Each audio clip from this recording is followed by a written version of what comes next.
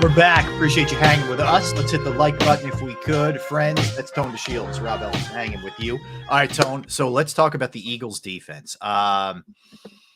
17 points given up in the game against the Chiefs, 0 points in the second half. Mahomes' 4.1 average per reception was the lowest in his career, and they didn't complete a pass longer than 17 yards. That had to be, if you're Sean Desai and you're Nick Sirianni and you're the Eagles, that you got to be doing backflips at those numbers, man. It's pretty amazing when you think about it. And first half, Pacheco was running all over him. Second half, he ran for, they ran for 40 something yards as a team, and really not giving up a lot of yards per catch and no plays longer than 17 yards falls right into what their defensive philosophy is.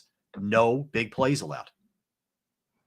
Yeah, man. In the air, yeah, you're right. The longest pass was 17 yards. On the ground, though, the longest was 24. That was the Pacheco run. So, it's all about how you look at it. But regardless, a big play in the NFL, I believe, is quantified as 25 plus yards or 20 plus yards, something like that. So in theory, they only gave a one big play.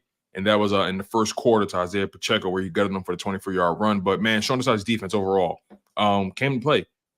First half, things were a little shaky, but, they came in, came out in the second half, and it was just a clinic, man. And I'll be honest, I didn't expect them to be this dominant in the second half. Again, first half was shaky, but the second half was just so clean by them. And, of course, the Chiefs had some drops in key spots.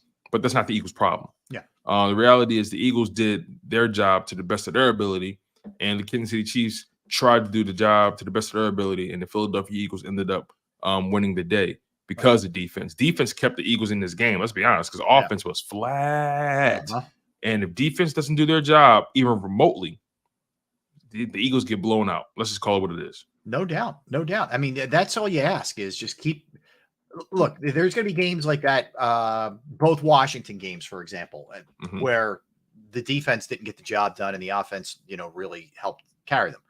But when you take everything into account here, Tone, if you look at just the starting lineup, this isn't even all the new starting faces. It's just the starting lineup. Jalen Carter's new. And look, the guy's a stud, but he's new. Okay. Zach Cunningham, Nicholas Morrow, Reed Blankenship, Kevin Byard, and Bradley Roby. I don't think I'm missing anybody, but they're all new starters.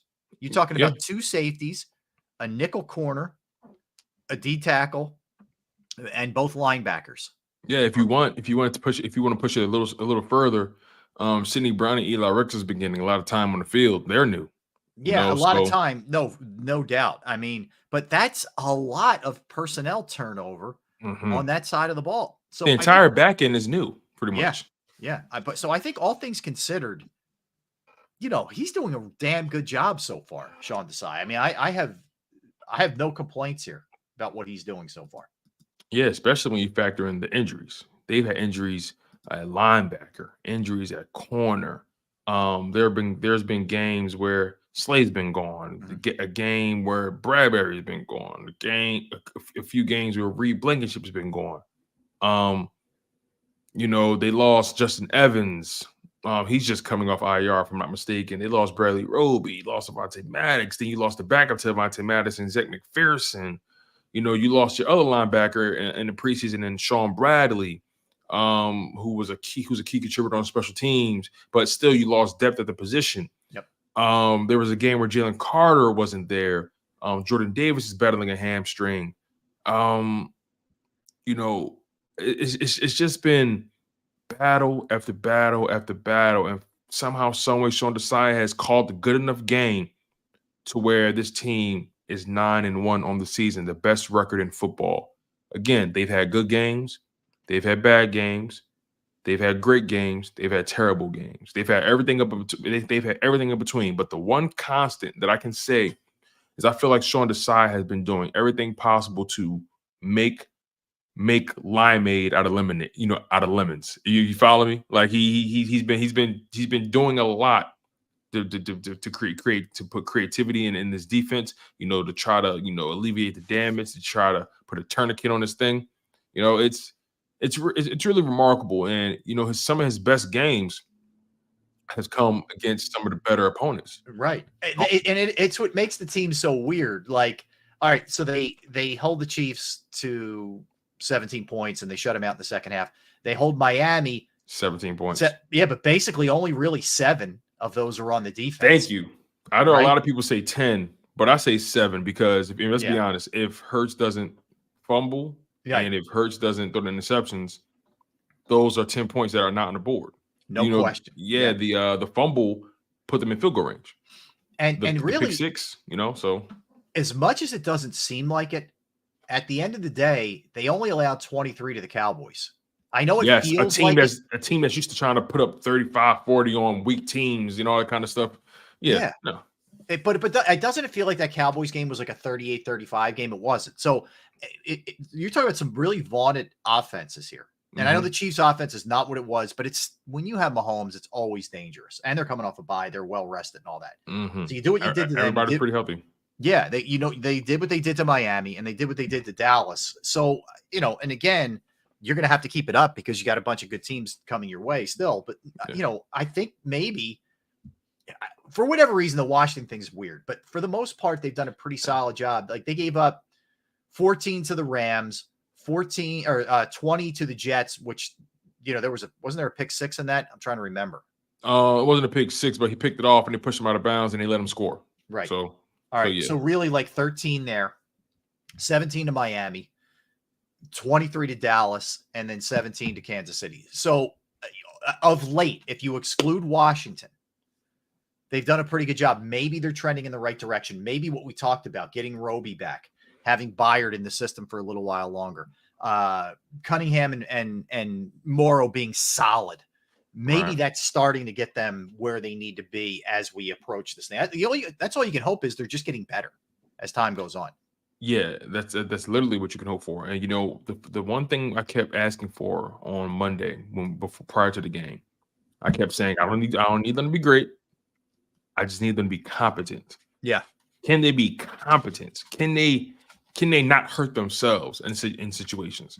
And even though they got ran on in that first half, I don't necessarily think defense was hurting themselves too much. I don't think they were necessarily caught out of position too much in that game. Let's be honest.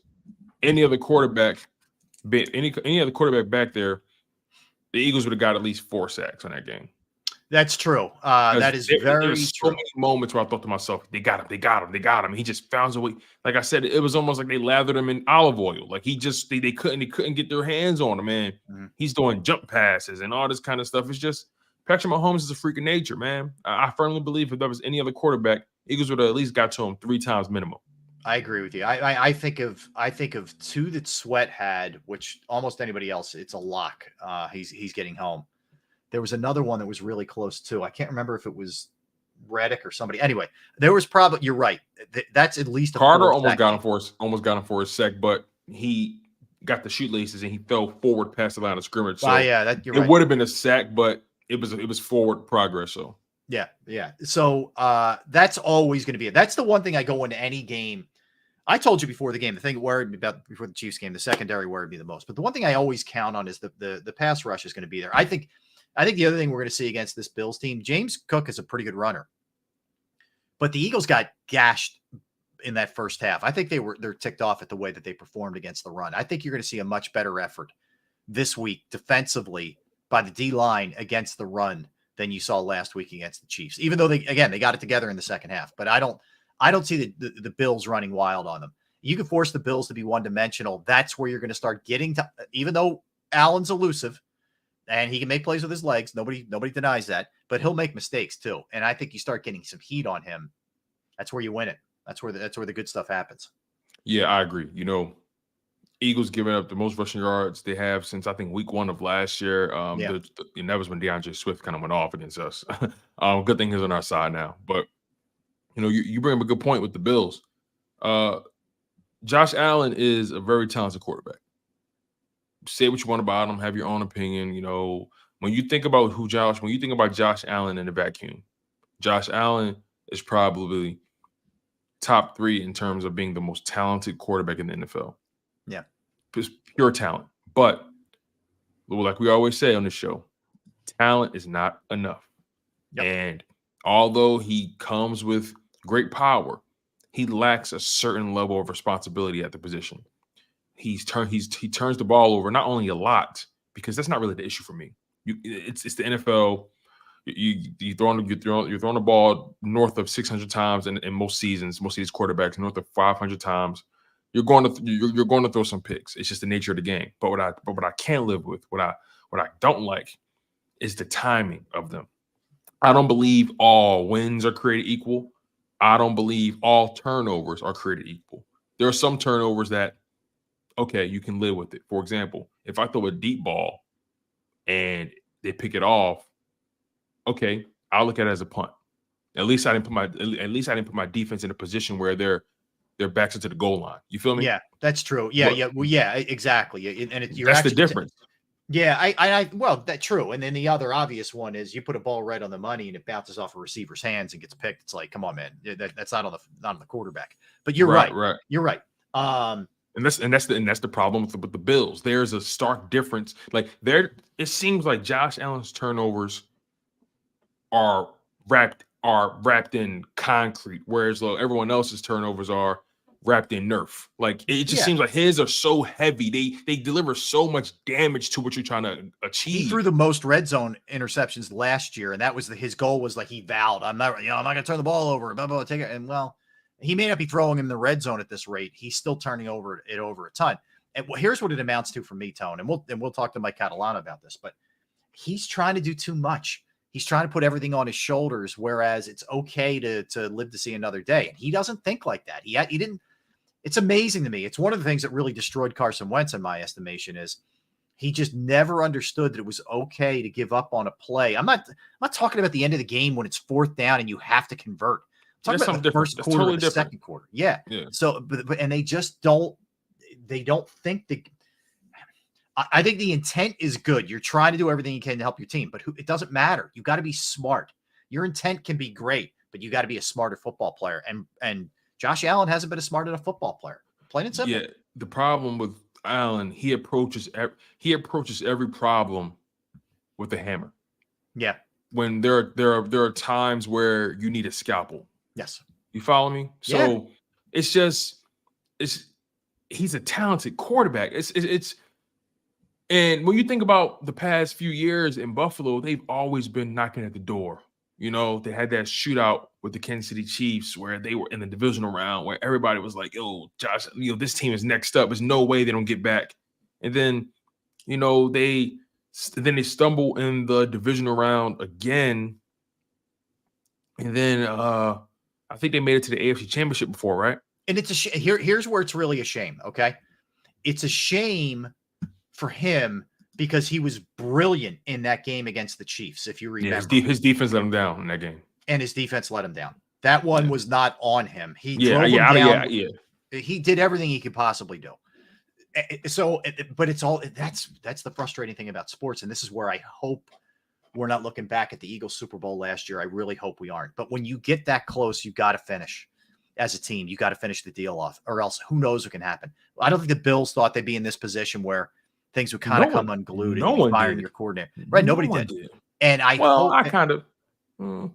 didn't think it was going to be this bad, but I thought they would take a step back this year. I believe that, and we spoke about that in the offseason, I think. Yeah, but I think it's also why what the Eagles are doing is so remarkable, because it's hard when you get close. Mentally, it's hard to charge yourself back up. You're like, oh my God, man, 3 points from winning it. We were up 10 at the half. Like, we all know, but like the emotional toll that takes to be able to put it aside and start grinding again when every team is coming at you with a machete, right? And to be able to do, that's why I keep harping on winning 9 of 10 so far to start the season is awesome.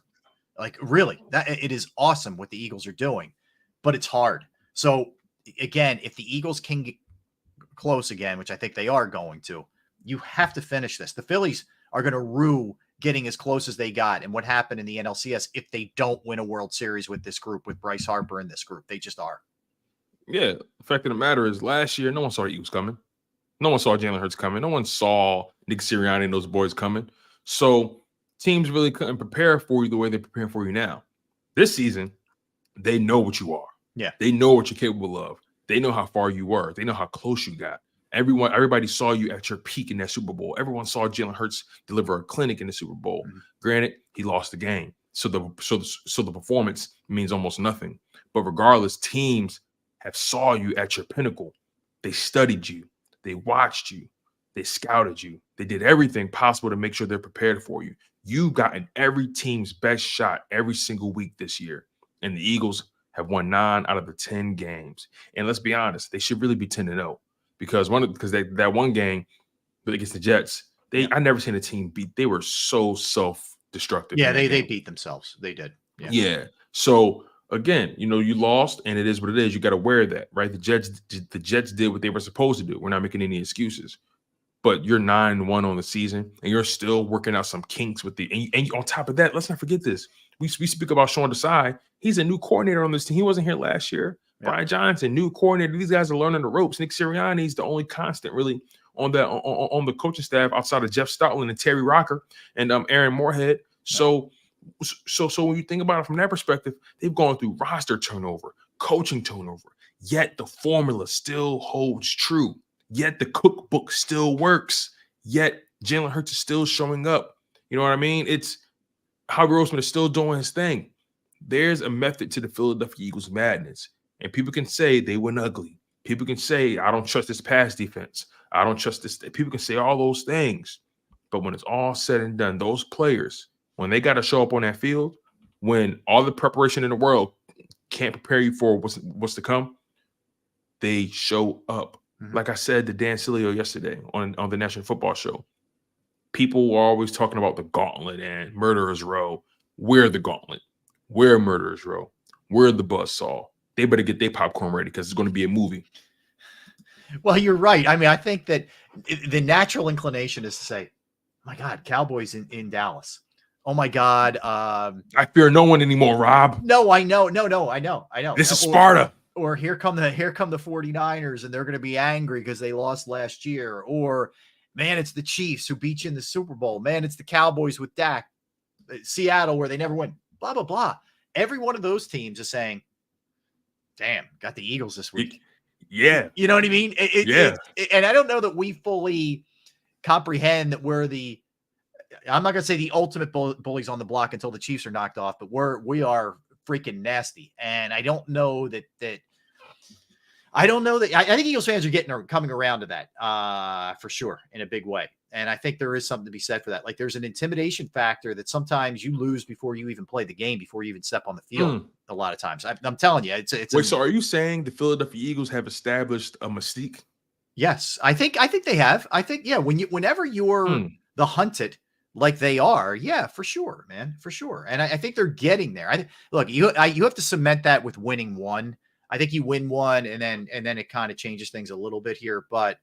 When you win as consistently as they have, I mean, this team has gone 32-12, which we're going to get into Nick Sirianni in a minute, but they're 32-12 under Nick Sirianni, which means that's an insane winning percentage in this league. Which means you win way more than you lose. Okay. There are teams and a lot of these teams that they're playing, I think in some ways are defeated before you even play. I think there is something to be said for that. I really you know what the mystique is around the Eagles? You got to play a full 60 minutes. Yeah, you do. And what makes them so scary, they're like the undead. They're like zombies. You can't kill them. A silver, garlic won't work. Holy water won't work. A silver bullet won't work. Yeah, a cross. A cross. You got to cut them off at the head. Yeah, cut off each limb. Drop each limb in different parts of the ocean. Yeah, you know what I mean. They are quite a story. They are one of the most fun teams to watch because they just seem like no matter what you do, they're going to keep clawing and clawing. Don't turn your back on the dead body. You ever seen a horror movie where they get the killer, they turn their back, and all of a sudden he's gone? Dumbest move ever. Dumbest move ever. Yep. Don't turn your back on the Philadelphia Eagles. Do not do it. Yeah, I think too. I think the greatest attribute of this team isn't one that you can find on a stat sheet. Like, as awesome as Jalen Hurts has been, as awesome as AJ Brown has been, and the guys on the defensive side, Reddick, there's something to be said for the ability to never be done in a game, to never be cooked in a game, like you just said. I think that's the biggest thing. Like a lot of teams, I'll go back to it one more time. You're down 17-7 at the half in Kansas City, a wild environment, a tough place to play, to the Super Bowl champs, to Andy Reid coming off a bye, to Patrick Mahomes. I think a lot of teams would have mentally checked out. I do. I think they would have. I think it wouldn't have taken a whole lot in that third quarter for them just to be just like kind of knocked over and done. And the Eagles don't think that way. The beauty is there isn't any fear of any team or any individual player with this group. I'm truly, truly sure. It doesn't mean they're not going to lose games, but it's never going to be because they are mentally weaker. Like, I think every time the Eagles step foot on the field, they're tougher than the other team mentally. They have more fortitude than the other team, and that can carry a really long way. And that goes back to the talent thing. It's not just always about talent. It's about heart.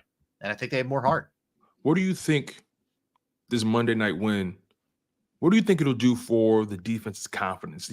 Out of all the things you laid out, right, you're down 10 at the half. You got ran on for over 120 yards in the first half, right? Patrick Mahomes and those boys, they're pretty much doing essentially what they want, going up and down the field. You come out and you shut out Patrick Mahomes. You shut out Andy Reid. You make Travis Kelce obsolete. You force a fumble on him in a crucial moment in the game.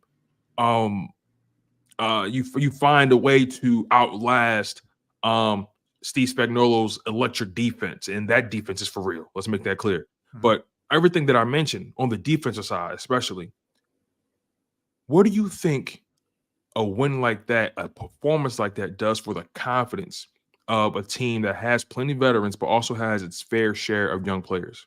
I think it does a lot. I think it does a ton because look, when you have that many new faces, new / young faces, there's a combination. There is, like, Bradley Roby's a veteran, Byard's a veteran, but they're still new to this. And you have a new coordinator. I preached this before the season. Give the defense some time because it's going to take a defense a while. Yeah. And I think we're starting to see signs of good things. When you have a pass rush in that league, that can make up for a lot, but you still need improvement on in the secondary. I think that you saw a better game from Slay and Bradbury. I think in part because you had Roby in the slot, who knows what he's doing. And yes, did he get burned on that Valdez-Scantling drop? Yes. But you have Morrow, you have Cunningham, who have kind of settled things in a little bit. You already have a good run defense. I think what you're seeing is that the defense is starting to get to the point where they need to be. And I think that doing that to them, also knowing, hey, we really shut down Miami. We really didn't give a ton up against Dallas, even though there's a lot of yards given up. I think all those things, man, you're just adding on to the layers, the levels of confidence and the armor that you have. So I think it's great. I really do. Absolutely. Another thing to factor in, the things that you asked for, they need to force some more turnovers, and they forced 2 on the best quarterback in the NFL and arguably the best tight end in the NFL, right? That does tremendous things for your confidence. And it shows that you came out of the bye week intentional and understood that there were certain things that were going to be required to win that game. I think this momentum, especially on the defensive side, offense, they know they got to clean up a lot. They understand that. I think it's so funny. You can make an argument. And obviously, again, we know how the first half went, but there's 2 halves in a game for a reason. There's 4 quarters in a football game for a reason. And you can make an argument the defense came out a bit more prepared than the offense on the bye. Yeah, I think the offense kind of was suffering from a bye week hangover. Offensive line was sluggish. They didn't really have the intensity at the point of attack. They kind of got pushed around a little bit. But defense, they still held on. A team, it's the group that's supposed to be your weakest link. They had the best day. I think this defense needed this game. They needed this kind of game against this type of opponent, against this level of quarterback, against this level of head coach and Andy Reid. They needed this game. And at this point, I think they're going to be playing freer. They're going to be more confident. Your two new additions made huge plays, which is going to give them confidence in this new situation. Kevin Byard and Bradley Roby. This was a perfect situation for the Eagles defense. It's going to carry over. I have a strong belief in that. Yeah, I think you're right too. I think it's man, if there's ever a good building block, it's avenging that loss and doing a good job from a defensive standpoint on that team to make you feel good. That's for sure. All right, let's come back. Let's get into Nick Sirianni and the job that he's done. This came up sort of organically earlier in the week when we were talking about this and why he's not in discussion for Coach of the Year, why he didn't win it last year when they went 14-3. Why is that the case? Is it a reflection of him? Is it just a reflection of sort of flawed thinking when it comes to this kind of stuff? And it's not even just about him getting that award. It's getting his just due for what he's done thus far. So let's get into all those kind of things when we come back. He's Tone DeShields in for Derek Gunn. I am Rob Ellis. We are Sports Take on this Thanksgiving Eve. I'm going to talk to you about Jim Murray and Principal Financial Group right now, because knowing who to trust with your finances, it's hard. It's a challenge and it's scary. And sometimes it's overwhelming. Well, Jim Murray is the right person. I can tell you that because I went for a long time in the wilderness, right? And I found the right person and what a difference it makes. Whether it's retirement planning, 401k review, insurance review, you might have a small business and you're trying to get your employee benefits off the ground. That's another resource that Jim can help you with. Personally, I've entrusted my IRA, my 401k rollover to Jim, and I couldn't be any happier. You will be too. Give him a call, 610-996-4751, 610-996-4751. You can also email him as well, Murray, MURRAY.Jim@principal.com. That's Murray.Jim@principal.com.